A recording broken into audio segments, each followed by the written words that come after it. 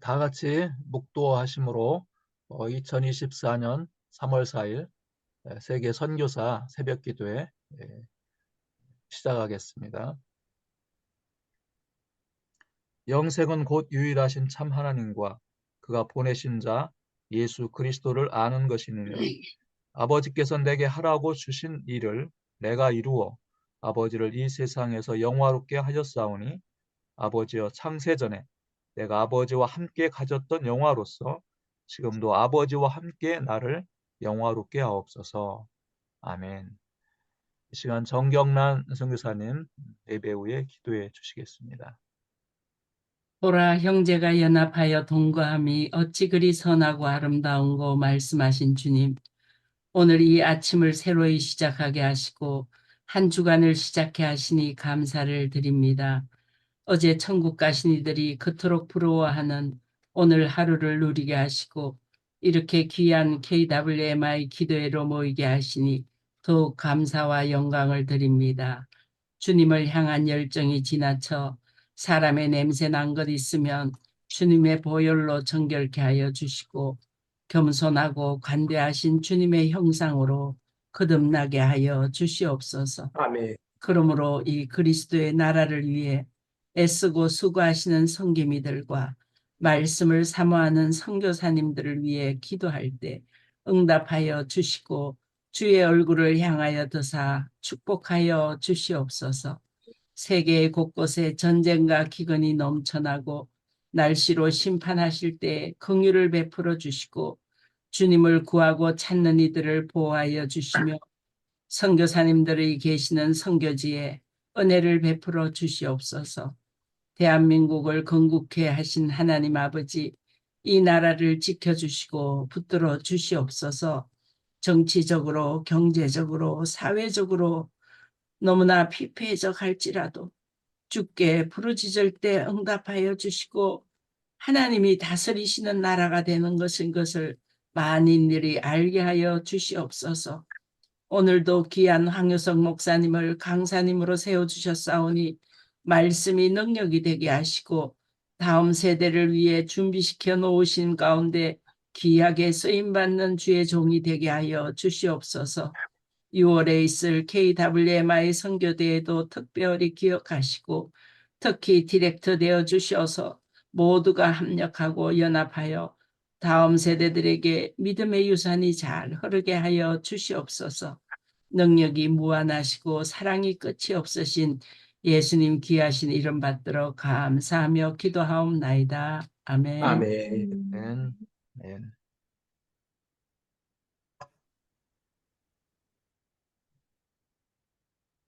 이 시간 말씀 끝나기 전에 말씀 봉독해 올리겠습니다. 에베소서 8장 에베소 2장 8절에서 11절까지 제가 봉독해 올리겠습니다. 너희는 그 은혜에 의하여 믿음으로 말미암아 구원을 받았으니 이것은 너희에게서 난 것이 아니요 하나님의 선물이라. 행위에서 난 것이 아니니 이는 누구든지 자랑하지 못하게 함이라. 우리는 그가 만드신 바라 그리스도 예수 안에서 선한 일을 위하여 지으심을 받은 자니 이 일은 하나님이 전에 예비하사 우리로 그 가운데에서 행하게 하려 하심이니라. 아멘. 시간 특송 시간입니다. 전주영 찬양 전달자님이 내기 더 잘 아시니 특송이 있겠습니다.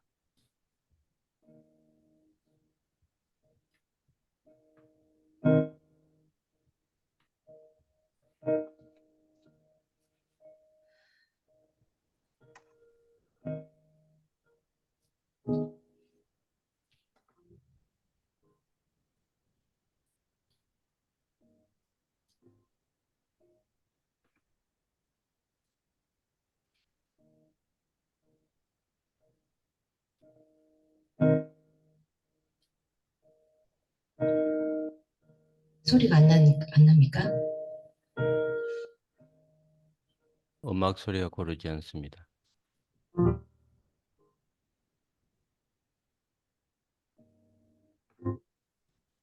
소리가 안 납니까? 네네. 잠시만요.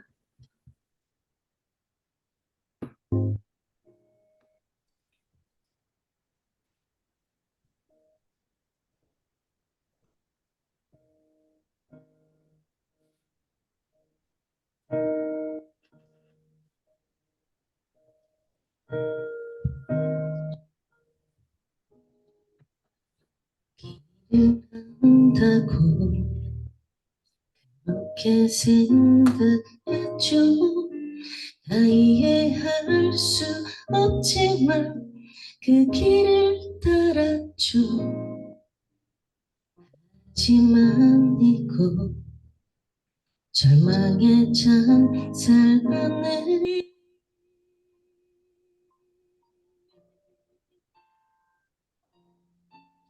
예, 귀한 찬양 감사드립니다. 이 시간 우리 황유성 목사님 소개 화면에 나온 대로 종신대학 신학대학원 졸업하시고 전 필리핀 선교사님이시고 현재 수원은혜교회 담임 목사님으로 심호하고 계십니다. 레우기는 쉽다 등 다수의 저서가 있습니다. 이 시간 나오셔서 우리가 집중해야 할 5가지 사역 이런 제목으로 말씀 증거해 주시겠습니다. 안녕하세요. 여러분 이렇게 다시 뵙게 돼서 진심으로 반갑습니다. 우리 잠깐 기도하겠습니다. 하나님, 주 안에서 믿음의 동역자 된 선교사님들과 목사님들과 또 귀한 하나님을 위해서 자신의 인생을 드린 사랑하는 동역자들과 함께 주의 은혜를 나누고 주의 사랑을 나누길 원합니다. 인간의 모습은 감춰주시고 오직 주님만 일하시고 오직 주님만 드러나는 시간 되게 도와주시며 부족한 종이지만 예수님의 이름이 힘이 있고 능력 있고 실력이 있으니 선교사님들에게 위로가 되고 힘이 되고 소망이 되게 도와주옵소서. 주께서 일하시는 이 아침 되길 원하며 예수님의 이름으로 기도합니다. 아멘. 아멘. 지금 제가 여기 대충 이렇게 들어오신 분들 보니까 민망하게 제가 아는 분들이 굉장히 많네요. 어쨌든 간에 이 아침에 이렇게 예배하시는 여러분들 정말 고맙고 감사하고 여러분 한 분 한 분이 계셔서 참 든든하고 소망이 있다고 생각합니다. 저는 아마 여기 KWMA 들어와서 설교 몇 번 한 것 같은데요. 저 같은 사람이 이렇게 자꾸만 불러주셔서 민망하긴 하지만 하여간 고맙기도 하고 감사하기도 합니다. 제가 선교지에서 2001년까지 사역하다가 91년부터 2001년까지 있었네요. 사역하다가 한국에 와서 2002년도에 교회 개척해서 제가 개척한 교회가 벌써 시간이 정말 빨리 지나가가지고요. 제가 개척한 교회가 벌써 올해가 22년 됐더라고요. 시간이 참 빠르고 시간이 참 금방 간다 그런 생각이 듭니다. 저는 교회를 개척하고 참 많은 그 하나님의 은혜를 경험했는데 사실 교회를 개척하기 전에 선교지에 있을 때 그런 생각을 했었어요. 제가 만약에 한국 들어가서 목회한다면 난 어떤 목회를 할까? 그런 생각을 했던 적이 있었어요. 왜냐하면 단기 선교 오시는 분들이 자꾸 저보고 했던 말이 있어요. 선교지에서 썩긴 아깝다. 사실 선교지에서 썩는 건 아니잖아요. 근데 선교지에서 썩긴 아깝다. 그런 말 진짜 많이 했어요. 근데 얼마 전에 또 저기 선교사님들이 오셔가지고 저희 교회 오셔가지고 저보고 또 그러시더라고요. 한국에 썩긴 아깝다. 또 그러시더라고요. 그래서 그 한국 목회하는 게 썩는 것도 아니고 선교지에 있는 것도 썩는 게 아닌데 어쨌든 간에 요즘에 제가 뭐 목회하면서 그런 말 참 많이 들으며 사역했던 것 같습니다. 선교지에 있을 때 단기 선교팀들이 오잖아요. 근데 그러면 그분들하고 뭐 일주일, 2주일 동안 이렇게 같이 있는데 저한테는 그게 굉장히 유익한 시간이었어요. 왜냐하면 뭐 선교사님들 잘 아시는 얘기지만 단기 선교팀들 오면 정말 천차만별의 인간들이 옵니다. 정말 거지 같은 인간들도 오고 택도 없는 인간들도 오고 한 번은 그 어떤 단기 선교팀들이 왔는데 한 달에 저 5만 원씩 후원해 주던 단기 선교팀들이었는데 한 주간 동안 열심히 섬기고 돌아가셨는데 그 목사님 전화 왔는데 선교비를 끊겠다는 거예요. 왜 그러냐고 물어봤더니 단기 선교팀들이 와가지고 차가 불편했다고 선교비 끊더라고요. 뭐 그랬던 사람도 있고, 또 어떤 분들은 그 오셔서 제 아내가 열심히 밥해서 날랐는데 또 선교비 끊겠다는 거예요. 왜 선교비 끊냐고 물어봤더니 밥맛이 없었다고, 성의가 없었다고 선교비 끊더라고요. 제 아내 둘째 임신해가지고 배 남산만 해가지고 18명을 밥을 해줬는데 일주일 동안 뭐 그런 일 저런 일들이 있었던 것 같아요.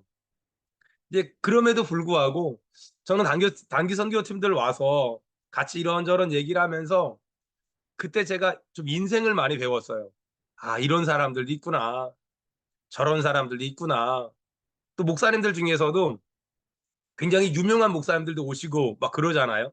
그럼 같이 일주일, 이주일 있으면서 정말 정말 유명한 목사님인데 닮고 싶지 않은 목사님도 있고, 반대로 정말 평범한 이름 없는 목사님인데 정말 신실하신 분들도 정말 많이 계시더라고요. 전 그러면서 목회를 배운 것 같아요. 그리고 인생을 배우고 사람을 배운 것 같아요. 이제 그러면서 그냥 선교지에서 오늘은 이곳 내일은 저곳에서 잘 안 되는 영어 가지고 설교하고 잘 안 되는 따갈로 일국어로 가지고 설교하고 하면서 내가 만약에 한국에 간다면 난 어떤 목회를 좀 할까? 뭐 그런 생각을 했던 적이 있었어요. 그 선교지에서는 그냥 좀 설교할 때 좀 이렇게 하고 싶은 말이 너무나 많은데 언어가 짧아가지고 너무 힘들잖아요. 그래서 내가 만약에 한국에 간다면 어떤 목회를 할까? 뭐 그런 생각을 했었는데 제가 선교지에서 한 5가지 정도의 한국 가면 이런 목회 해야지라는 생각을 했던 적이 있었어요. 이제 그게 어떻게 하면 불신자를 전도할까? 어떻게 하면 뭐라 그럴까요? 남자를 좀 전도할까? 또 어떻게 하면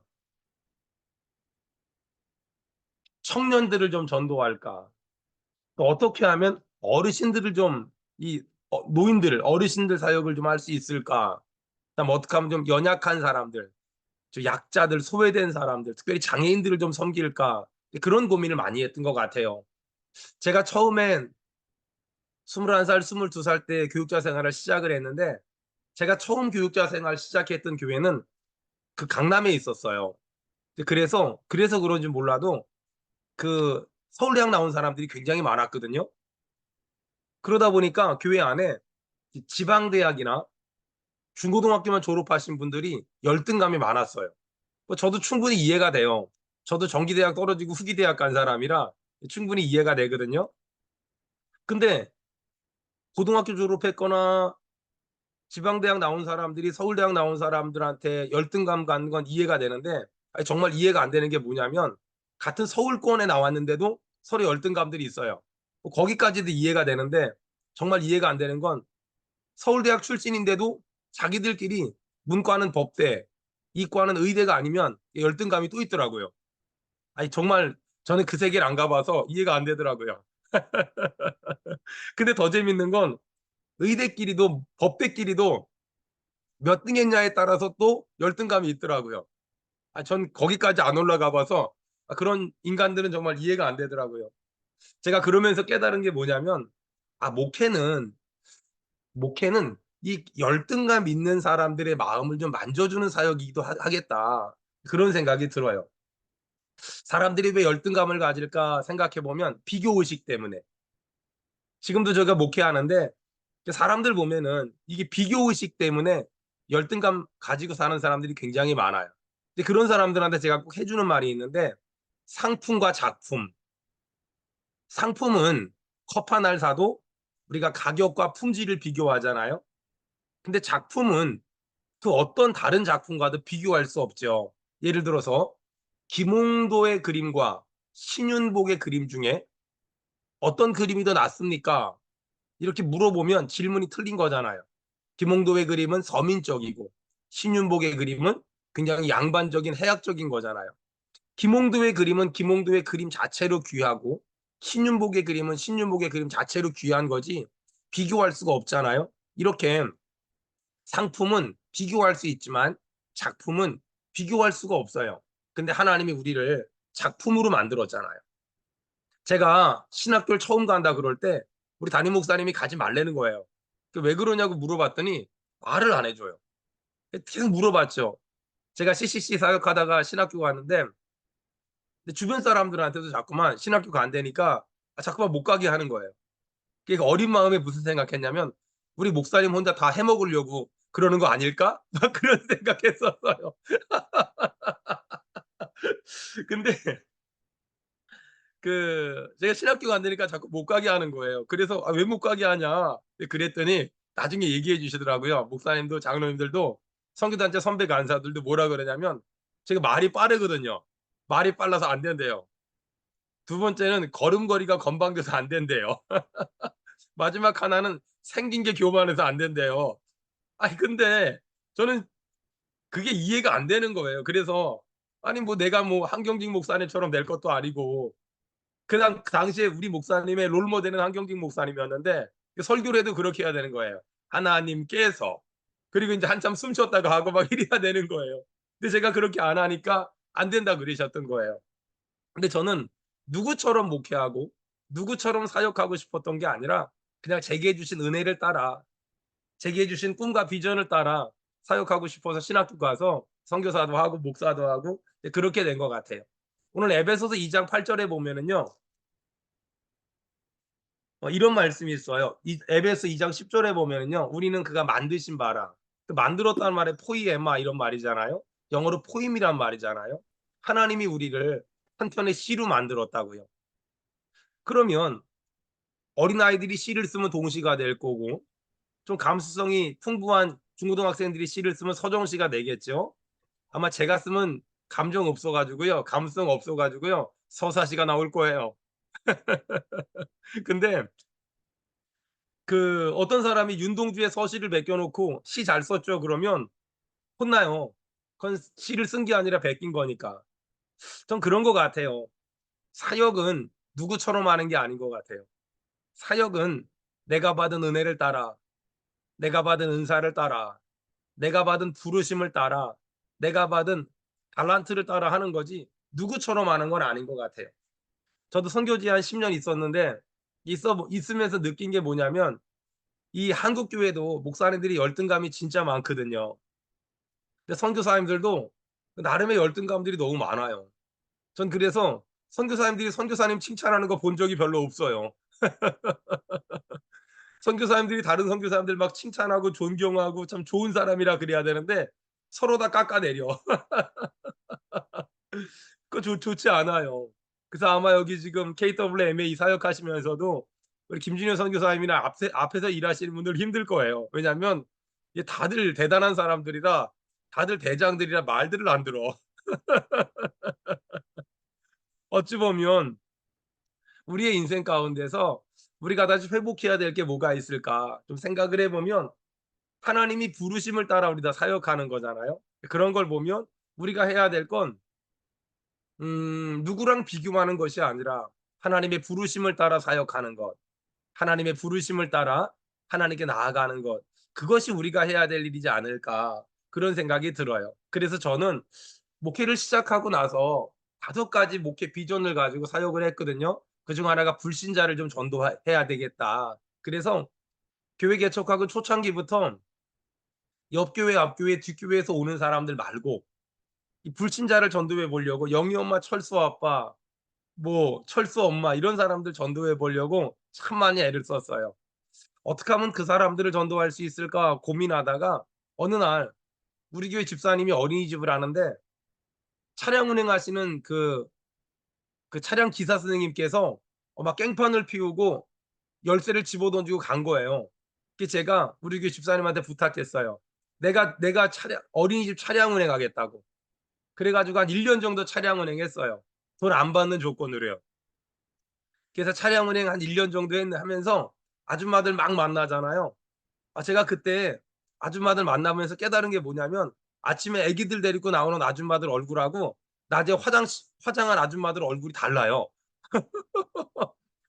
딴 사람 같아요. 딴 사람 같아요 완전히. 근데 아침마다 인제 만나잖아요. 그럼 사람들이 제가 인사하고 그러니까 좀 물어볼 거 아니에요. 새로 오신 기사 스님이냐? 그러면 이제 거기 같이 타신 어린이집 선생님들이 아니다. 우리 목사님인데 이게 잠시 도와주는 거다. 아, 그럼 그렇게 좋은 사람도 다 있냐? 이러면서 친해지잖아요. 한 1년 정도 매일 만나니까 친해졌잖아요, 나중에는요. 그러면서 제가 그 친해지면서 그냥 자연스럽게 이렇게 친해지고 그분들이 커피도 주시고 그러더라고요. 근데 그러면서 제가 차량 운행하는 코스에서 만난 사람들을 제가 한 90% 전도한 것 같아요. 거기 뭐 누구 엄마, 누구 엄마 지금은 저희 교회 집사님, 권사님 다 됐어요. 제가 불신자를 전도하려고 지금도 여전히 노력을 해요. 지금도 뭐 저희 교회가 뭐 사람이 많으면 많고 적으면 적은데 저희 교회는 일주일에 한 번씩 이렇게 요즘 말로 말하면 뭐라 그럴까요? 길거리 버스킹? 뭐 버스킹 한다 그러잖아요. 길거리 노래 부르는 거. 근데 저희 세대는 왜 노래 노방전도 한다 그러잖아요. 지금도 저희 교회는 이렇게 노방전도를 다녀요. 저랑 같이 우리 부교육자들과 우리 성도들이 노방전도 다니면서 복음 전하고 하나님의 은혜를 얘기하는데 불신자를 전도하려고 저희가 마음 먹고 한번 해보니까 불신자 전도에서 제일 중요한 건 복음을 전하는 거더라고요. 지금도 복음을 전하면 아무런 반응이 없는 것 같지만 복음을 전하면 지금도 사람들의 마음이 움직이더라고요. 사실 저는 옛날에 전도할 줄 몰라서 어떻게든 사람들을 전도하고 싶은데 방법을 몰라서 그랬어요. 우리 교회 예쁜 애들 많다고. 근데 이제 애들이 와 가지고 "우리 교회 예쁜 애들 없으니까 예쁜 애들 막 없지 않냐." 그래서 오늘 결석했다고 제가 맨날 그러고 얘기했었거든요. 근데 막 그게 전도라고 생각한 거예요. 막 "우리 목사님 잘생기지 않았냐."고, "우리 교회 카페 있지 않냐."고, "우리 교회 강남에 있다."고 막 그런 얘기 주로 많이 했던 것 같아요. 근데 알고 보니까 저는 전도하러 나가긴 했는데 전도를 해본 적은 없더라고요.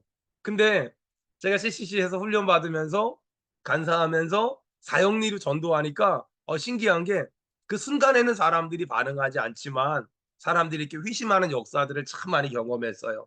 여러분 다시 저도 우리 선교사님들도 회복해야 될 게 뭘까 생각해 보면 이 복음을 전하는 거. 안타까운 건 담임 목사님들, 저 같은 담임 목사님들의 약점이 뭐냐면 전도팀을 내보내고 전도부를 내보내고 부교육자들 전도를 내보내고 성도들을 전도를 내보내는데 나는 전도 안 해. 나는 전도를 안 해. 그리고 이 필드를 잃어버려서 집사님, 권사님, 장로님들 사이에 둘러싸여 있어서 대장 노릇을 하려고 하는데 밖에 나가 전도는 안 해요. 저희 선후배 목사님들이 저희 교회가 부흥하는 모습을 보고 자주 이렇게 물어보세요. "어떻게 하면 전도할 수 있어?" 근데 사실 저희 교회가 전도하는 게 다른 교회랑 전도하는 게 똑같거든요. 뭐 부침개 부쳐 주고 물 주고 수정과도 타 주고 커피도 타 주고 집집마다 전도지도 꽂고 다니고 전도하거든요. 잘 대단한 게 없어요. 근데 우리 선후배 목사님들이 저희 교회 오셔서 관찰하신 다음에 수원은혜 교회가 전도가 되는 이유가 있다고 딱 얘기하시더라고요. 그게 뭐냐면 수원은혜 교회는 담임 목사가 전도해. 이게 가장 다르대요. 전도하는 방법은 다 거기서 거기거든요. 근데 다른 교회랑 우리 교회가 다른 게 딱 하나 있대요. 수원은혜 교회는 담임 목사가 전도하고 다녀. 대부분의 목사님들이 어느 정도 교회가 부흥하고 나면 교회 내부를 돌보니라 교회 밖에 죽어가는 영혼에 대해서 미처 관심을 못 갖거든요. 저는 불신자 전도는 다른 방법 없다고 생각해요. 전도에 미련한 것으로. 전도에 미련한 것으로. 저희 젊은 세대에 저희가 20, 30대에 막 고속버스 올라가서 전도하고 지하철 가서 전도하고 길거리에서 전도하고 사형리 책자 붙잡고 막 전도하고 막 그랬잖아요. 다시 우리가 이 한국 교회가 또 우리 선교사님들이 회복해야 될 첫 번째가 뭘까? 이 불신자 전도를 위해서 우리가 다시 전도지 들고 길거리로 나가야 돼요. 우리가 다시 전도지 가지고 복음 들고 우리가 산을 넘고 만나는 사람들한테 예수님을 얘기할 수 있어야 돼요. 사실 강단에서 설교하는 건 믿는 사람들 대상으로 설교하는 게 많잖아요. 다시 우리가 회복되려면 우리가 믿지 않는 사람들에게 저 길거리로, 저 길바닥으로, 저 찌푸니로, 저 고속버스 터미널로, 다시 저 전철로 우리가 가서 불신자들 직접 만나서 정말 복음을 전해야 돼요. 여러분 그게 왜 그렇게 중요하냐면 제 경우 보니까는요. 교회 안에만 있으면 장로님들, 권사님들, 집사님들이 또 부목사님들이 목사님, 목사님, 목사님, 목사님 그러면서 저 대장 노릇하고 살 수 있거든요. 근데 제가 전도지를 들고 길바닥으로 나가면 이상하게 못생긴 아줌마 한 명도 전도를 못 해요. 그 주일학교 아이들 7살짜리 8살짜리 아이 하나도 전도를 못 해요. "얘야 교회 가자." 그러면 애들이 뭐라 그러는지 아세요? 교회 끊었대요. 그러니까 제가 그렇게 전도를 나가서 날마다 전도를 다니니까 저한테 어떤 영적인 유익이 있냐면 제가 겸손해져요. 아 교회 안에만 있으면 매주마다 사람들이 수백 명, 수천 명이 몰려오니까 그게 당연한 줄 알고 나 대단한 줄 아는데 내가 직접 전도지 들고 밖에 나가 보면 내가 얼마나 하찮은 인간인가를 금방 알 수 있어요. 여러분 그래서 다시 우리가 전도의 현장들을 회복하는 것이 전 너무너무 중요하다고 생각합니다. 두 번째는 저는 '어떻게 하면 좀 청년을 좀 살려 볼까?' 그 생각을 참 많이 했어요. 여러분, 여러분이 생각하는 교회는 어떤 교회입니까? 제가 생각하는 교회는 그냥 영적인 병원이에요. 성자들의 박물관이 아니라 영적인 병원이에요. 성경은 가장 이상적인 교회를 에베소 교회라 그러잖아요. 여러분 에베소 교회 특징 한번 볼까요? 에베소서 4장 한번 찾아보세요. 25절. 거기 에베소 교회 몇 가지 특징이 나오는데 에베소 교회는 25절에 보니까 거짓을 버리고 에베소 교회는 거짓말쟁이가 있었다는 거예요. 사도 바울이 에베소 교회에 쓴 편지잖아요. 에베소 교회는 거짓말쟁이가 있었고요. 26절 분을 내어도 죄를 짓지 말며 해가 지도록 분을 품지 말고 에베소 교회는 화잘 내는 사람들이 있었어요. 28절 도둑질하는 자는 에베소 교회는 도둑놈들이 있었어요. 29절 무릇 더러운 말은 에베소 교회는 욕쟁이들이 있었어요. 여러분 에베소 교회는 사도 바울이 개척했고 사도 바울이 3년 6개월 동안 사람들을 훈련시킨 교회잖아요. 그러면 막 우리가 말하는 소위 일꾼들도 많고 막 신실한 사람들도 많고 그래야 되잖아요. 근데 에베소 교회는 거짓말쟁이도 있었고 화내는 사람도 분내는 사람도 도둑놈도 욕쟁이도 있었대요.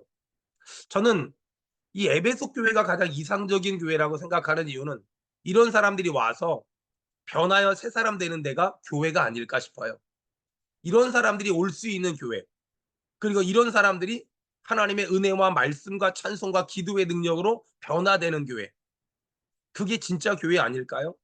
저는 그게 영적인 병원이라고 생각해요. 여러분 그렇다면 우리가 교회의 문턱을 더 낮추고 우리가 사역의 문턱을 더 낮춰야 돼요. 술 마시는 사람도 올 수 있고 또 나쁜 놈들도 올 수 있고 이상한 놈들도 올 수 있고 그런 사람들이 말씀으로 뒤집어지는 교회. 여러분 그게 정말 교회 아닐까요? 그런 불신자들이 와서 변화되는 교회. 그리고 그런 청년들이 와서 주의 말씀으로 바뀌는 교회가 돼야 그게 정말 교회 아닐까? 전 그래서 이 불신자 전도에 굉장히 많은 관심이 있고요. 두 번째는 저는 어떻게 하면 좀 청년을 좀 살릴 수 있을까? 어떻게 하면 청년을 살릴 수 있을까? 뭐 선교사님들은 어떻게 생각할지 몰라도 지금 한국 교회는 청년 유아, 유치, 유년, 초등, 중등, 고등 청년부가 전멸이에요. 1000명 교회에 청년부가 10명이 안 돼요. 작년 1000명 모이는 교회에 청년부가 10명이 안 돼요. 이게 굉장히 심각한 문제예요. 또 어떻게 하면 청년을 살릴 수 있을까? 그리고 왜 청년들은 교회를 다 떠났을까? 생각해 보면 아마 여러분도 청년회 때 헌신해서 선교사님 되신 분들 많을 거예요. 뭐 저도 그랬으니까는요. 아마 대부분의 어른들은 청년회 때 신앙생활 열심히 했던 추억들, 열심히 했던 기억들이 많이 있을 거예요. 근데 문제가 뭐냐면 지금 교회마다 이 청년부가 다 죽어버렸어요. 이건 청년들 자체의 문제도 있지만 시대의 문제도 있지만 교회가 실책한 게 너무나 많아요. 그중에 하나가 뭐냐면 코로나 때 교회들은 부교육자들을 전부 다 그만두게 했어요. 교회 재정이 어려워지면서. 그러니까 교회마다 부교육자들을 전부 다 그만두게 하니까 주일학교 돌볼 사람 없지, 중고등부 청년부 돌볼 사람 없지, 애들이 다 사라져 버린 거예요. 그러니까 지금 교회마다 교회학교 청년부는 전멸 상태라고 봐도 지금 과언이 아니에요. 이제 다시 청년부를 살려야 되겠다, 주일학교 살려야 되겠다고 생각하지만 좀 한 박자 늦은 감이 있는 것도 사실인 것 같아요. 저는 그 코로나가 시작되고 한창일 때 저는 교육자들을 더 보강했어요. 그리고 청년들을 살리기 위해서 교회 학교 살리기 위해서 교육자 그룹들을 보강하고 그들과 계속 전략 회의를 하면서 그들을 계속 살리기 위해서 애썼어요. 그리고 참 하나님의 은혜로 좋은 결과들을 경험했던 것 같아요. 왜 청년들을 살려야 될까? 청년들을 살리잖아요. 한 청년들이 100여 명 된다. 그럼 걔네들이 결혼하면 그냥 배우자 한 명씩 데리고 오면 최소한 150명 아니면 다 데리고 오면 200명이잖아요. 저희 교회는 끌려가면 역적이다. 제가 맨날 그러거든요. 그러면은 뭐 그렇게 되고요. 걔네들이 지들 숫자만큼만 애 낳으면 주일학교가 200명이에요. 얼마나 할렐루야입니까? 뭐 걔네들이 교사 다 하죠. 성가대 다 하죠. 찬양대 다 하죠. 그래 제가 이런 말 했더니 어른들이 그러더라고요. 목사님 그럼 장년부는 어떻게 부응합니까? 그래서 청년들이 늙으면 되죠. 어렵지 않잖아요. 그렇죠? 그러니까 청년부는 살려도 되고 안 살려도 되는 게 아니라 이거 무조건 살려야 돼요. 지금은 한국의 문제잖아요. 앞으로 얼마 있으면 선교지의 문제가 될 거예요. 지금 중국 쪽도 애 안 난다고 난리더라고요. 그런 걸 보면 다시 청년들이 왜 교회를 떠났을까를 진단해야 돼요. 그리고 어떻게 하면 청년들이 돌아오게 할까를 고민해야 돼요. 저는 그러면서 청년들이 돌아오는 교회를 만들려고 저희 교회 내부적으로 몇 가지 고민을 하기 시작했어요. 그래서 이런 교회가 되자. 첫 번째가 예수님이라면 어떻게 하실까 고민하는 교회가 되자. 두 번째는 앞서서 일하는 직분자들이 더 낮아지고 더 겸손해지자. 세 번째는 중요한 직분을 맡은 자들이 두렵고 떨림으로 감당하자. 네 번째는 사람의 눈치를 보는 교회가 아니라 하나님의 눈치 보는 교회 만들자. 다섯 번째는 돈, 명예, 권력이 좌지우지하는 교회가 아니라 하나님이 주인된 교회 만들자. 여섯 번째는 성경을 많이 아는 교회가 아니라 성경대로 사는 교회가 되자. 일곱 번째는 말만 잘하는 목사가 아니라 삶으로 성경을 보여주는 목사가 되자. 여덟 번째는 비인격적이고 맹목적인 교회가 아니라 성경적인 고민이 살아 숨쉬는 그런 교회 만들자. 이 여덟 가지 고민을 가지고 이 청년들을 살려보겠다고 지금 아등바등되고 있습니다. 여러분 모든 사역지에 다시 이 청년들이 살아나야 다음 세대를 살릴 수 있을 겁니다. 세 번째는 남자를 좀 살려보자. 아니 이게 제가 한국에서 목회를 해보니까는요 어떤 문제가 있냐면 교회마다 여자들이 너무 많아. 다시 말해서 남자들이 너무 적어요. 아니 식당에 밥 먹으러 가잖아요. 그러면 양복 입은 남자 하나랑 여자들 서너 명 앉아 있으면 전부 목사님과 그의 일당들이에요. 그래서 이 남자들을 좀 살리자. 사실 저희 교회는 지금 남자랑 여자 비율이 한 45대 55 정도 돼요. 그러니까 성도가 10명이라면 남자가 4.5명, 여자가 5.5명 정도 돼요. 그러니까 남자들이 좀 많은 교회 중에 속하죠. 정말 감사하죠. 정말 그 많은 사람들이 보고 깜짝깜짝 놀라더라고요. 앞에서 일하는 사람들도 남자들이 거의 다 많고요.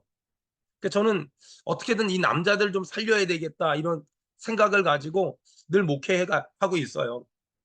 여러분 성경적으로 보면 남자가 부부간에 남자가 믿음이 좋아야 될까요? 여자가 믿음이 좋아야 될까요? 남자가 믿음이 좋아야 돼요. 여자들을 무시하는 게 아니에요. 성경을 보면 아내는 남편의 말에 순종하고 남편은 그리스도의 말씀에 순종하는 거잖아요. 그러니까 남편이 믿음의 가장이 되고 영적인 제사장이 돼서 가정의 중심을 딱 잡아야 그래야 흔들림이 없거든요. 그런데 자꾸만 여자들이 남자들을 끌고 가다 보니까 그러다 보니까 크고 작은 갈등이 있어요. 전 그래서 남자들을 좀 어떻게 하면 살릴까 고민하다가 저는 일단 헌금부터 뜯어 고쳤어요. 남편한테 동의를 구하고 헌금해라. 남편이 허락하지 않으면 남편이 허락하는 만큼만 헌금하고 남편이 허락하지 않으면 헌금하지 마라. 그 대신 남편의 마음을 감동시켜 달라고 기도해라. 그리고 제가 남자들 불러다 놓고 얘기했어요. 우리 교회 남자들이 그렇게 쪼잔하지 않다. 우리 교회 남자들은 여자가 10만 원 헌금하자 그러면 그거 가지고 되겠냐 그러지. 절대로 그 그렇게 많다고 얘기하지 않는다. 동의하냐 그랬더니 아멘 그러더라고요. 이 건축 헌금 같은 것도 남편이 동의하지만 하지 말고 남편과 상의하고 해라. 이게 자꾸만 남편을 세워줬어요. 그러니까 남편들이 저를 너무 좋아합니다. 남편이 신앙생활 열심히 하면 아내는 무시당하는 게 아니잖아요. 아내가 신앙생활하기 얼마나 편하겠어요. 그러니까 새벽 예배도 남편이 나와야 돼요. 왜냐하면 아내는 남편 말만 잘 들으면 되는데 남편은 그리스도의 말씀을 들어야 되니까 남편들이 똑바로 살아야죠. 그래서 저는 1년에 2번씩 남자들만 내리고 1박 2일 동안 놀러 가요. 우리 교회 남자들만 내리고 1박 2일 동안 놀러 가서 예배는 5분, 그리고 1박 2일 동안 열심히 놀다 와요. 놀면서 이런 얘기 저런 얘기하면서 저랑 친해져요. 그러니까 담임 목사랑 친해지니까 믿음이 생기더라고요. 그래서 1박 2일 동안 이렇게 데리고 나가서 놀고, 한 달에 한 번씩은 예사남이란 기도 모임을 만들어서 예수님을 사랑하는 남자들의 모임. 그래서 한 달에 한 번 토요일 날 아침에 기도 모임하고 같이 족구도 하고 축구도 하면서 같이 땀 흘리고 밥도 먹고 교제해요. 그러면서 어떻게든 남자들하고 친해지려고요. 여러분, 다시 이 남자들이 회복되고 남자들이 살아나야 돼요. 네 번째, 이 어르신들 섬기는 거예요. 이 어르신들, 이 교회마다 굉장히 고령화되고 있거든요. 그래서 옛날에는 나이 먹으면 아무것도 할 일이 없었는데 지금은 나이 드신 분들을 전략적으로 접근해야 돼요.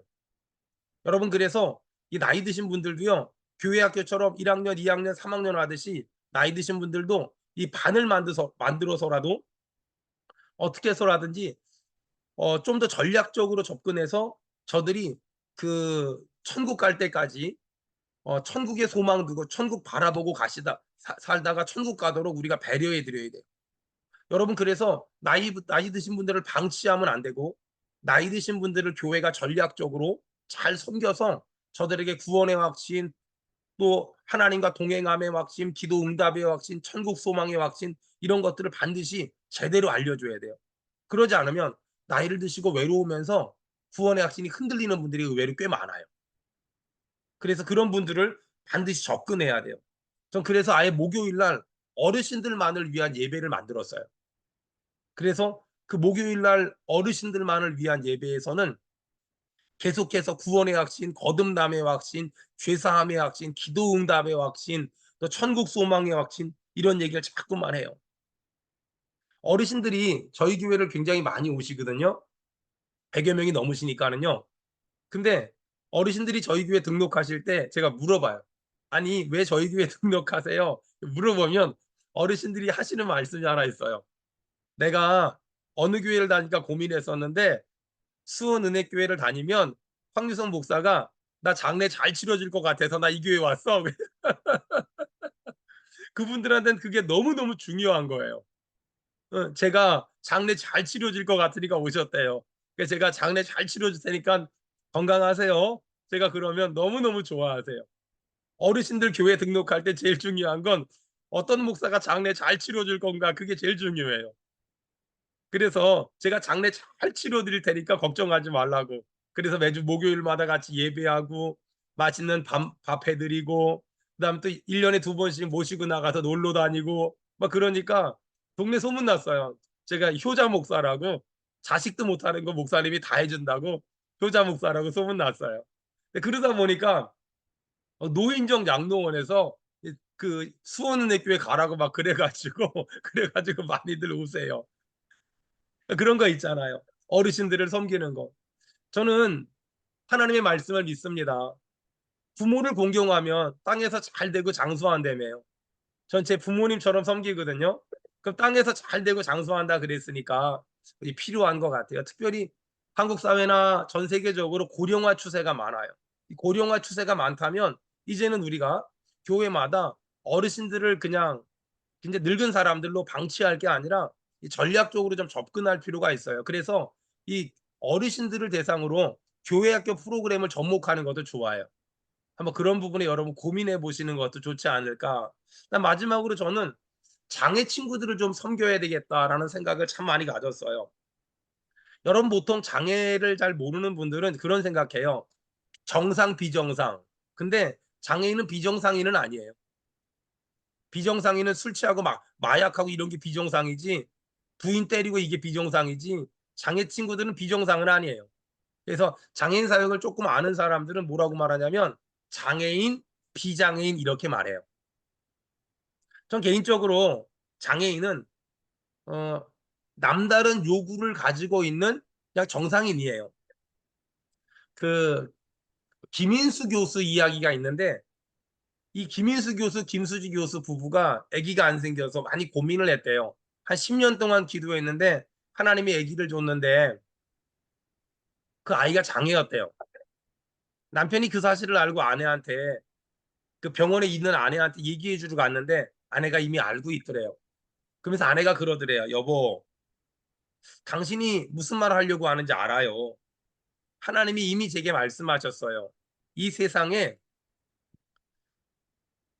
이런저런 사람을 보내줘야 되는데, 우리 장애 친구도 어느 가정에 보내야 되는데, 생각하시다 이 아이를 우리 가정에 보내면 포기하지 않고 끝까지 잘 돌볼 것 같아서 우리 집에 보내신 거예요. 우리 잘 키웁시다. 그 간증을 들은 적이 있는데 그 간증 밑에 이런 댓글이 달렸어요. 어떤 여자분이 교수님 간증을 듣고 너무나 많이 은혜를 받았습니다. 제 남편은 어려운 가정에서 장남으로 자라서 부모에게, 형제에게 해를 끼치면 안 된다는 강박관념이 있어서 늘 착한 사람이 되려고 애썼고 착한 사람으로 살려고 애썼습니다. 그러다 보니 저와 저희 아이들에게 남편은 많은 희생을 강요했습니다. 제게는 남편이 장애인과 같았습니다. 그런데 교수님의 강의를 듣고 깨달았습니다. 하나님이 생각하시다 이 남자를 결혼을 시켜야 되겠는데 마땅한 여자가 없어서 저에게 보냈다고. 여러분은 왜 지금 그 나라가 사역하고 계십니까? 하나님이 생각하시다 거기 보낸 거예요. 그래서 내가 간 게 아니라 하나님이 생각하시다 여러분들 전부 다 거기 보낸 거예요. 어, 저는 교회를 개척하고 두 번째 성도 아이가 장애였어요. 여러분 자폐 아시죠? 발달 장애. 어, 저는 장애에 대해서 교회 개척하기 전에는 장애인을 만나본 적이 한 번도 없었어요. 근데 교회 개척하고 장애 친구들을 만났는데 한 번은 장애 친구 가정에 신방을 갔어요. 제가 그때 저희 처갓집은 호주에 다 있거든요. 미국에 식구들이 좀 살고 호주에다 살아서 제가 교회 개척하고 1년 차가 됐을 텐데 호주에 있는 외삼촌이 호주에서 목회해라.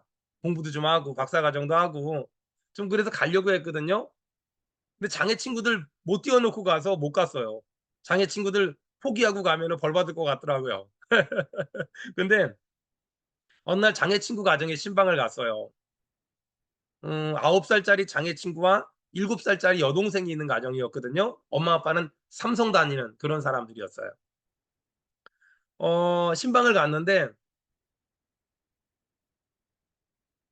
예배 끝나고 나서 엄마 아빠는 이렇게 다과를 준비하고 9살짜리 자폐 친구는 여기저기 막 뛰어다니고 7살짜리 여자 동생이 제 앞에서 막 이렇게 알짱거리는 거예요. 근데 이 아이가 제 앞에서 이렇게 막 알짱거리는데 장난감 큰 통을 하나 들고 알짱거리더라고요. 그래서 그냥 그 무심결에 물어봤어요. 아무 생각 없이. 얘야, 그 장난감 많이 있는데 어떤 장난감이 제일 좋아? 제가 물어봤어요. 그랬더니 이 아이가 처음에 대답을 안 하더라고요. 근데 좀 있다가 다가오더니 막 장난감통을 들러 엎더니 거기서 왜 바비 인형이라 그러잖아요. 그 외국 여자아이 같은데 막 이렇게 금발에 이렇게 막 그런 그 바비 인형을 들고 오더니 얘가 한쪽 팔도 빠졌고 한쪽 다리도 빠졌고 머리카락도 다 빠져가지고 헝클어져 있어요. 근데 7살짜리 여자아이가 목사님 전 이 바비 인형이 제일 좋아요 그래요. 그래서 왜? 왜 그 바비 인형이 제일 좋아? 다른 장난감 좋은 거 많은데 그건 팔도 한 짝 없고 다리도 한 짝 없고 머리도 다 빠졌는데 왜 그 바비 인형이 제일 좋아? 그랬더니 7살짜리 어린아이가 뭐라고 말을 하냐면, 목사님, 다른 장난감은요, 친구들도 다 좋아하는데 이 장난감은요, 저 아니면 사랑해 줄 사람이 없잖아요. 저는 그날 목회가 이런 거구나라는 걸 처음 배웠어요. 저는 목회는 아니 뭐 신대원 졸업하고 목사 안수 받고 뭐 선교지에도 좀 있었고 뭐 이런저런 뭐 공부도 좀 했고 경력도 있고 실력도 있으니까 나 같은 사람 하면 잘할 수 있는 거 아니야? 그런 생각했거든요. 근데 제가 그 건방짐이 그 7살짜리의 말 한마디에 그냥 초전박살이 났어요. 아, 목회는 이런 거구나. 나 아니면 사랑해 줄 사람이 없는 사람을 사랑하는 것. 우리는 저도 선교지에 오래 있었지만 또 그 목회도 지금 하고 있지만 우린 가끔 그럴 때가 있어요. 더 좀 나은 조건, 더 좀 유익한 어떤 상황들 이런 것들에 대한 우리 안에 갈망들이 사실 있어요. 인간인지라. 근데 저는 그날 7살짜리 아이한테 하나님의 음성을 들었어요. 목사님, 저 아니면 이 장난감은 저 아니면 사랑해 줄 사람이 없잖아요. 여러분, 목회는 그런 거예요. 사역은, 선교는 그런 거 아닐까요? 저 아니면 사랑해 줄 사람이 없는 사람을 사랑하는 거. 우린 사역을 하면서 이런 얘기를 해요. 언제까지 이 인간들한테 퍼줘야 되냐고. 언제까지 내가 이 인간들을 사랑해 줘야 되냐고. 밑 빠진 독에 물 붓기 아니냐고. 도대체 언제까지 해야 되냐고. 근데 있잖아요. 목회는, 사역은 그냥 그런 거예요. 더 좋은 나은 환경에서 사역하는 거, 목회하는 건 사업이고 경영이죠. 우리가 해야 될 일은 더 낮은 곳으로, 더 낮은 곳으로. 나 아니면 사랑해 줄 사람이 없는 사람들을 사랑하는 것. 그게 목회가 아닐까요? 그렇게 목회하다 보니까 저희 교회는 지금 그 발달장애 자폐 친구들이 한 40명 정도 있어요. 그래서 저는 올해 기도 제목이 우리 친구들 중에 가장 이렇게 장애 장애 그 상태가 안 좋은 친구들이 좀 있어요. 엄마 때리고. 그래서 그런 친구들을 좀 데리고 살기 위해서 집을 하나 마련하려고 지금 기도하면서 준비 중에 있습니다. 여러분들 생각나시면 기도해 주시면 좋은 것 같아요. 저는 어찌 보면 겉으로 봐서는 더 많은 것들을 그 누릴 수 있는 상황이 조금은 됐거든요.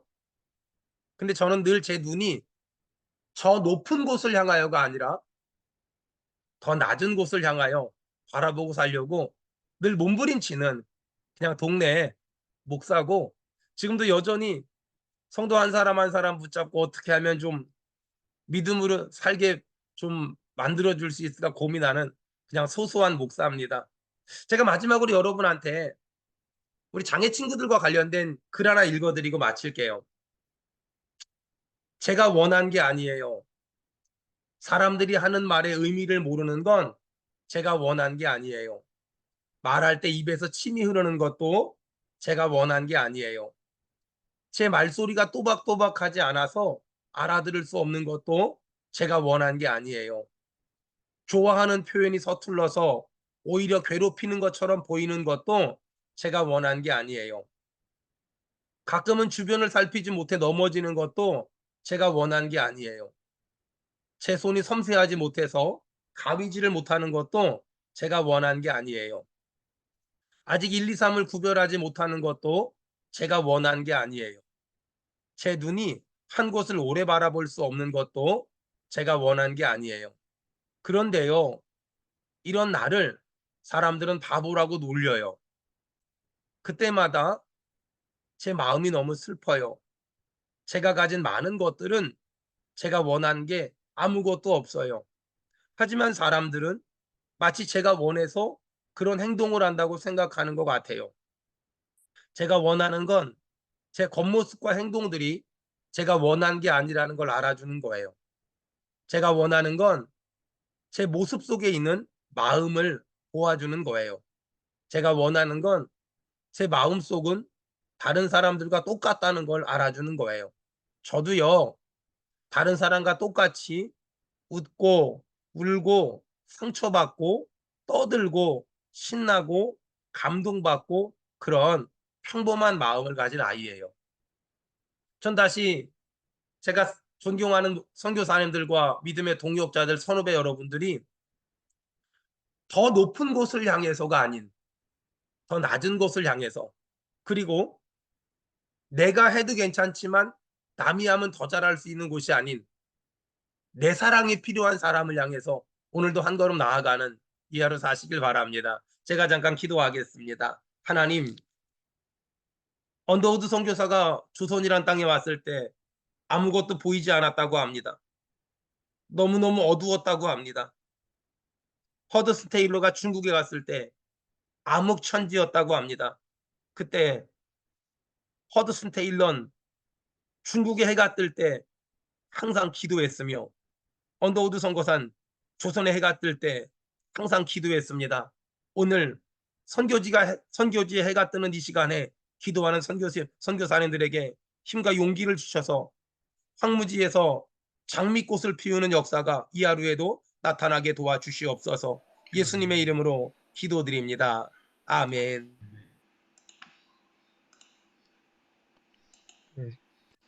김인효 선교사님 합심기도 인도해 주시겠습니다. 네, 감사합니다. 오늘도 주신 말씀 8가지의 기도 제목으로 정리하였습니다. 이 기도 제목 붙들고 이 아침에 기도하며 주님께 나아가기를 소원합니다. 끝까지 중보기도에 참여해 주시고 나라 민족을 위하여 또 우리 아픈 가운데 힘들게 살아가신 우리 주위의 많은 동료 선교사님들을 위하여 이 아침에 함께 중보합니다. 다 같이 마이크 켜시고 주님 부르며 기도로 나갑니다. 주여 아버지 감사합니다. 오늘도 우리 귀한 황효성 목사님이 아버지 하나님에게 주시는 말씀 주신 대로 아버지 우리가 깨닫지 못한 것들을 깨닫게 하시고 주간에만 하여 주시고 그래서 우리에게 맡겨주신 그 영혼들이 하나님 상인이 아니라 하나님께 주님의 마음으로 남자이를 향하여 아버지 하나님 감사합니다. 다시 한번 아버지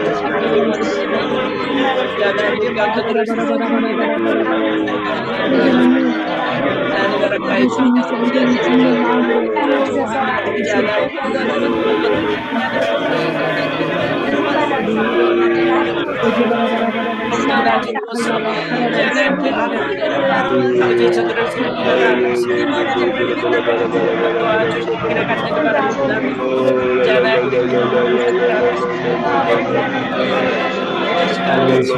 이제는 마음으로 내려갈 수 있고 병사들의 주시는 마음을 배우시고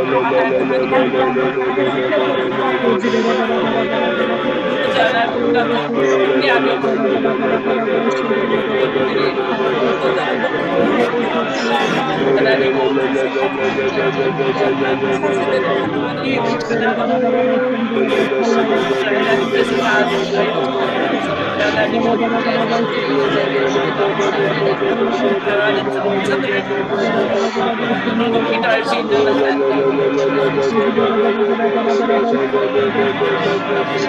우리의 가리가 아버지 하나님 말씀하고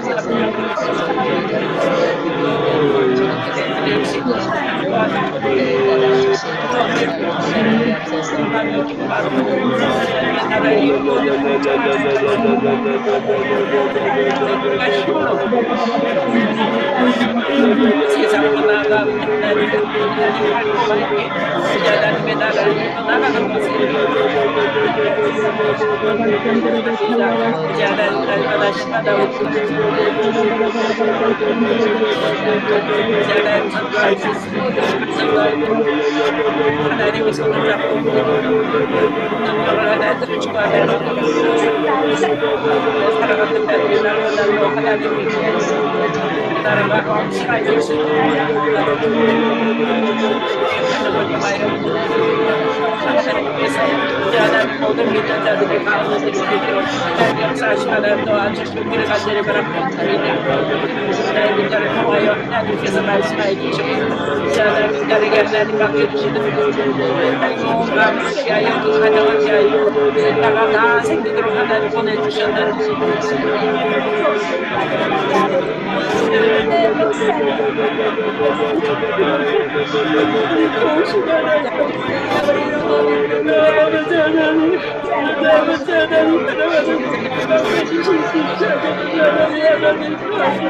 우리 하나님을 만날 수 있도록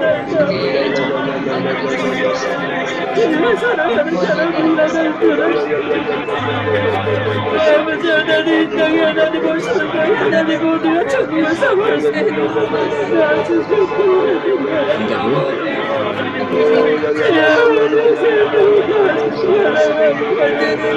하나님 우리 아이 주가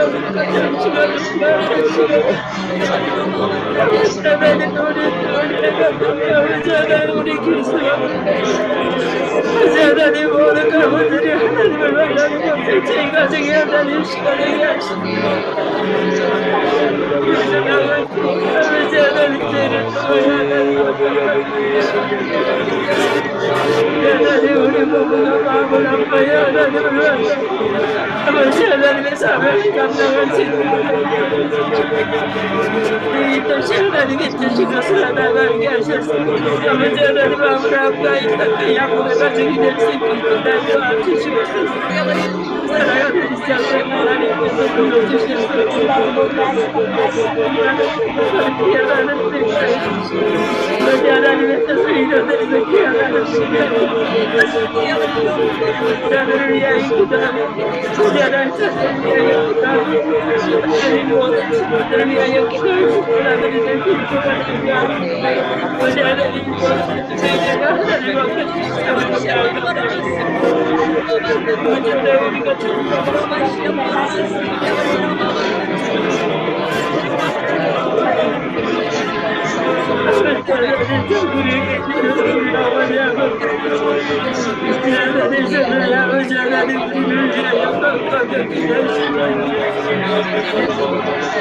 우리의 믿음이 하나님 또 믿음이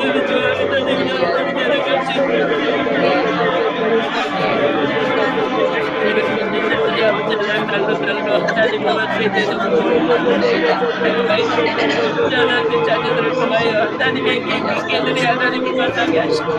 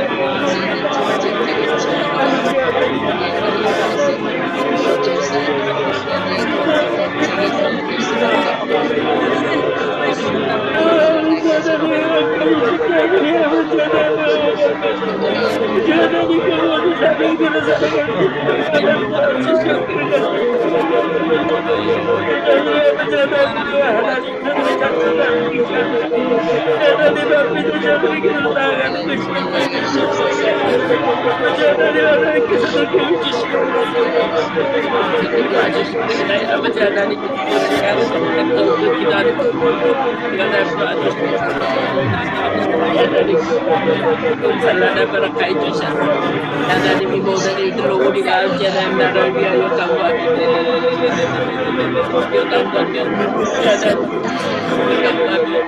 하나님 우리가 정치를 위하여 간구하며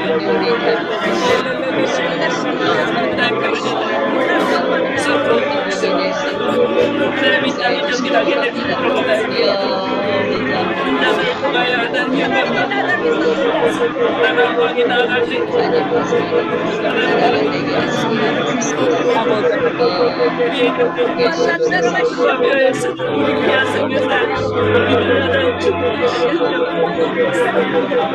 마음이 오직 하나가 되어서 우리 기쁘게 하며 왜 뜻을 이루어드리려고 이 진실한 정결을 하나님 변하시고 이제 하나님이 모든 만남들과 이 영광 같은 날씨 역사시고 나를 쉽게 가지를 바라고 원합니다. 이제 하나님이 일제를 하다가 하나님의 나라가 하나의 그곳에 하나님 계신 그곳에 이제 하나님 하나님 모든 것들이 영계가 있지 않지만 아버지 하나님 관대하고 하나님 사랑이 넘쳐나서 이제들을 못하지 하나님의 나라가 하나님 기억할 수 있도록 하나님 역사하시고 나를 도와주시고 기회를 바라고 원합니다. 아버지 하나님이 이를 감당하다가 하나님 아버지 하나님 나의 욕심으로 인하여 아버지 하나님 그들을 장난으로 인하여 아버지 하나님 영광을 드리기 위하여 모든 병이 생긴다 할지라도 그것이 하나님께 감사하며 기도하도록 하나님의 나라가 더욱더 확산하여지고 그리스도의 나라가 더욱더 확산하여지는 것에 기적을 체험할 수 있도록 하나님 도와주시고 아버지 하나님 모두가 여호와 라파의 하나님을 만날 수 있도록 하나님 도와주시고 아버지 하나님 여호와 이레 하나님을 만날 수 있도록 하나님 하나님 우리가 간구하며 기도할 때 하나님께서 채우시고 하나님께서 만족해 하시는 아버지 하나님 우리 하나님이 일어날 수 있도록 다시 하나님 도와주시기를 간절히 바라고 원합니다. 하나님 모든 병마가 떠나가게 하시고 아버지 하나님의 사랑으로 넘쳐나게 하셔서 무겁고 마다하나님 우리가 부르짖고 감사하며 기도할 때 하나님께서 기뻐 받으시는 기도가 될 수 있도록 하나님 도와주시고 아버지 하나님 모든 문제들을 풀어주고 아버지 하나님 전 하나님의 사랑으로 하나님 불러보아 이제 하나님의 영광을 낼 수 있도록 하나님 역사하시며 도와주시고 원합니다. 하나님의 말씀을 받으시며 이제 하나님 영광을 하나님의 영광 가운데 하나님을 하시는 주님 하나님이 일주일로 아버지 하나님 모든 일들을 하나님 오직 그들의 나라를 위하여 하나님 하나님의 일을 하나님 감당하는 곳에 하나님 전도의 입술 하나님 허락하여 주시고 하나님 모든 일들을 위하여 하나님이 영광 받으시고 우리 아멘 그렇게 하면 될 수 있는 아버지 하나님 열방을 벗고 나아가는 곳에 이 나라가 아버지 하나님 하나님 역사하시고 하나님 도와주시고 이를 간절히 바라고 원합니다. 아버지 하나님께서 나상으로 교회를 하나님 교회까지 주시고 하나님 다 우리 함께 기도하는 우리의 기도들을 아버지 하나님 마시게 아버지 하나님께서 성취하게 되어서 아버지 하나님 모든 것들이 하나님의 나라가 넘쳐날 수 있도록 아버지 하나님 이것을 하나님 묵상해 주시고 아버지 하나님께 듣게 하여 주시고 보혈을 하나님 듣게 하여 주셔서 이제 하나님 이것이가 정결하여지고 그래서 바라보시는 대한민국이 정결하여지고 이제 하나님 열방을 벗고 나가는 대한민국이 될 수 있도록 하나님 역사하시고 하나님 도와주시고 간절히 바라고 원합니다. 오늘 감사합니다. 하나님의 수고도 이제 하나님 우리 아버지 하나님 아무것도 할 수 없는 날개를 떼신다 아버지 하나님 불쌍히 아버지 하나님 불쌍히 하나님 불쌍히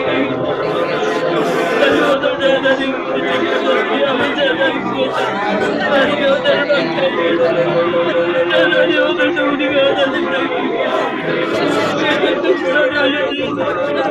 하나님 붙잡혀있지 못한 특별히 오신 공사 아버지 하나님 기적을 체험할 수 있는 다시 하나님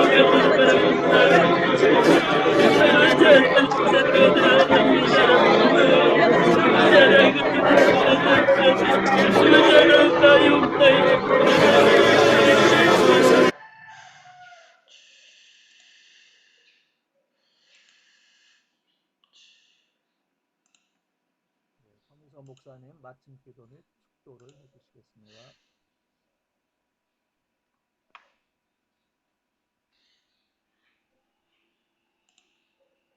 네, 목사님 마침 기도해 주세요. 목사님 마침 기도 및 축도 해주시겠습니다. 네, 기도하겠습니다. 좋으신 하나님 아버지, 주 안에서 존경하는 선배 목사님들 또 사랑하는 후배 목사님들과 함께 귀한 하나님의 은혜를 나누게 하심을 감사드리며 하나님 오늘 한 날도 내 사랑이 필요한 사람들을 찾아갈 수 있도록 도와주시며 사랑하다 지치지 말게 하시고 사랑하다 낙심하지 말게 하시고 사랑하다 멈추지 말게 하시고 사랑할 힘이 없을 때 사랑을 포기하는 것이 아니라 사랑의 하나님께 기도하고 간구하고 구해서 사랑의 은혜와 은사를 받아서 여전히 사랑하며 끝까지 사랑하게 도와주시옵소서. 축복하며 예수님의 이름으로 기도합니다. 아멘.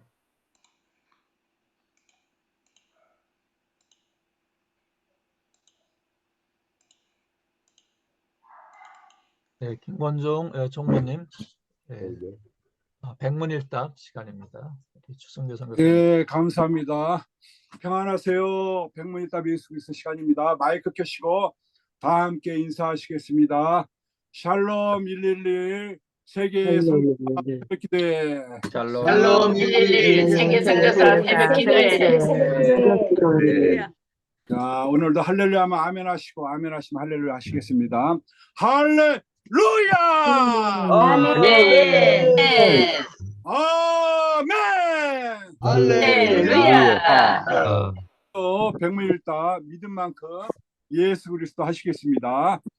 우리의 소망이신 분이 누구십니까? 예수 그리스도.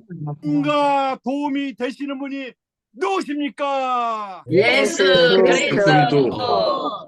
인류 구원을 위해 사랑의 절규를 하신 분이 누구십니까? 예수 그리스도. 우리는 그의 만드신 바라 누구 안에서 선한 일을 위하여 지으심을 받았습니까? 예수 그리스도. 죄인들을 자신과 동일시 하신 분이 누구십니까? 예수 그리스도. 자신의 생명보다 귀한 것이 인류 구원이라 하신 분이 누구십니까? 예수 그리스도. 누구를 믿는 순간 영적으로 죽어있던 우리에게 하나님의 생명이 잉태되었습니까? 예수 그리스도. 누구와 함께 하늘 보좌에 앉게 될 천국 시민으로서 이 땅에 부활의 능력을 전하며 그 은혜의 풍성함을 나타내야 합니까? 예수 그리스도.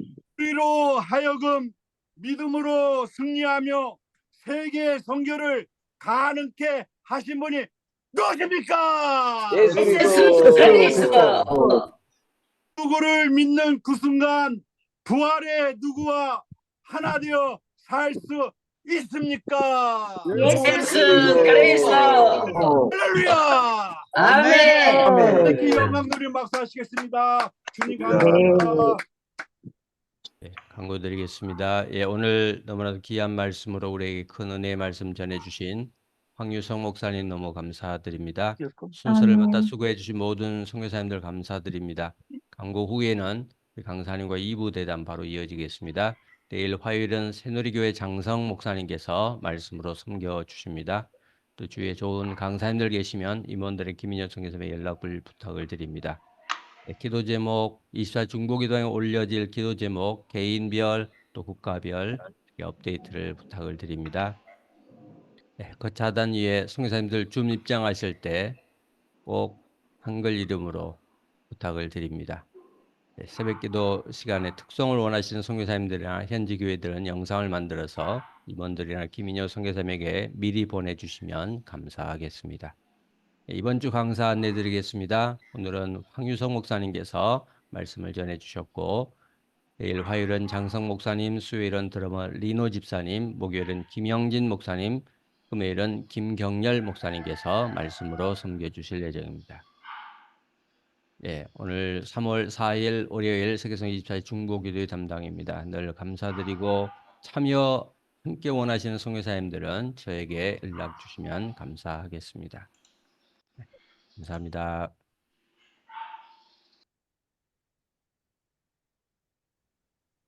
네, 할렐루야. 2부 대담을 맡은 러시아 하바rov스크의 시무타 형제입니다.